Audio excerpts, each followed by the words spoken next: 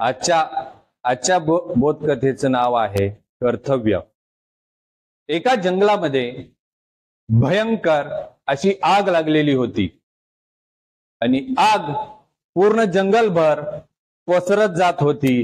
त्यामुळे सर्व प्राणी वाट दिसेल तिथे सैराभैरा काय करत होते, धावत होते, पळत होते, इन्क्लुडिंग जो जंगलाचा राजा आहे सिंह, तो पण धावत होता।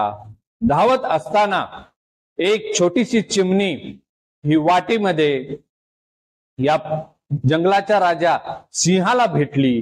तिच्या चोचेमध्ये पाण्याचा एक थेंब होता। त्यावेळेस सिंह त्या चिमणीला म्हणाला, अगं काय करतेस, तिकडे आग लागलीये, तू तिकडल्या दिशेला कशाला जाते, तिकडे कशाला जाते? त्यावेळेस त्या चिमणीने उत्तर दिलं की मी आग विझवण्यासाठी पाणी आणलेलं आहे, ते मी आग विझवण्याचा प्रयत्न करते। हे उत्तर ऐकून सिंह तिच्यावर हसला आणि म्हणाला, अगं एवढी मोठी प्रचंड आग लागलेली आहे आणि तुझ्या पाण्याच्या एका थेंबाने ती आग का विझणार आहे का? हे उत्तर ऐकून चिमणी म्हणाली, मला माहिती आहे की माझ्या एका पाण्याच्या थेंबाने मुळीच आग विझणार नाही, परंतु माझ्याच्यानं जेवढं शक्य आहे तेवढं मी करण्याचा काय करत आहे, प्रयत्न करत आहे।